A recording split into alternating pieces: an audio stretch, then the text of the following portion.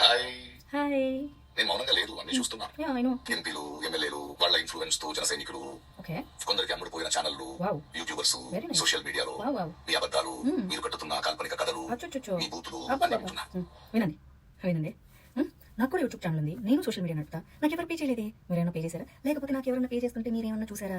అంటే మీరు మాట్లాడితే మీవి పేమెంట్ కాదు, మేము మాట్లాడితే మావి పేమెంట్.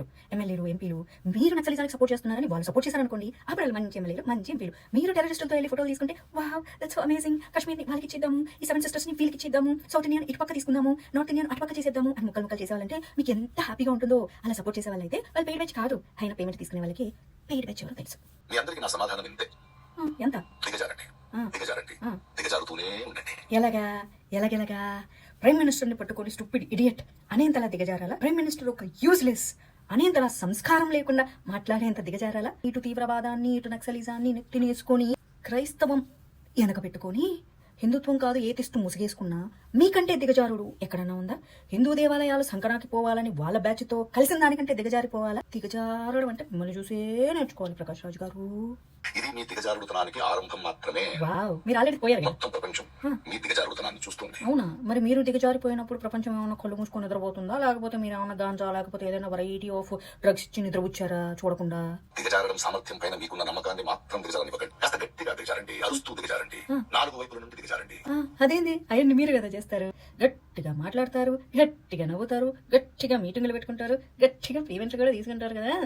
సిగ్గు లేకుండా దిగజారండి. అరే మళ్ళీ మొన్ననే చెప్పారు సిగ్గు గురించి మీరు మాట్లాడకూడదు. సిగ్గులేని ప్రకాష్ రాజ్ గారు సిగ్గు గురించి మాట్లాడుతుంటే బాబాయ్. దిగజారడంలో మీకు మీరే సాటి అని గర్వంతో దిగజారండి. ఆల్రెడీ మీరు గర్వపడుతున్నారు కదా. నీచులు ఎప్పుడు వాళ్ళ స్థాయికి దిగజార్చాలని అనుకుంటారు. మేము దిగజారలేదనే కదా రెచ్చగొడుతున్నారు హీ అని నవ్వుకుంటూ. ఎంత అరిచినా, ఎన్ని కథలు చెప్పినా మేము అరవట్లేదుగా. కథలు ఎవరు చెప్తున్నారు? మీరు కదా. Hey Ram, hey Lakshman, you come that fruit అని ఫ్రూట్ కథలు చెప్పారు. అలాంటి ప్రశ్నించే గొంతును ఆపలేరు. మీరు ఎక్కడ ప్రశ్నిస్తున్నారు? దేశంలో అల్లకల్లోలాలు సృష్టిస్తారు, దేశంలో శాంతి భద్రతలు లేకుండా చేస్తారు. ఏది అచ్చంగా బ్రిటిష్ వాడు మీకు నేర్పించి వెళ్ళిపోయిన బిహేవియర్ ప్రకారమే కదా. మేము భారతీయులం, మేము నీలాగా బ్రిటిష్ ఫీడెడ్ డాగ్స్ అయితే కాదు. సో దిగజారడం గురించి బ్రిటిష్ డాగ్స్ మాకు చెప్పకూడదు. ఎందుకంటే మీకంటే దిగజారుడు ప్రవర్తన గాని బుద్ధి గాని నిజమైన భారతీయులకి ఉండదు. మీ బాధ అంతా ఏంటంటే వాడు 1000 years గా భారతదేశం మీద పడి ఏం చేస్తున్నా ఈ భారతదేశం ముస్లిం దేశం అవ్వట్లేదు.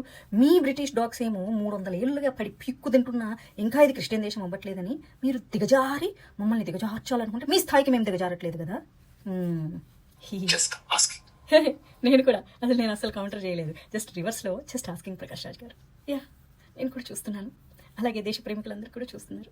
Just asking.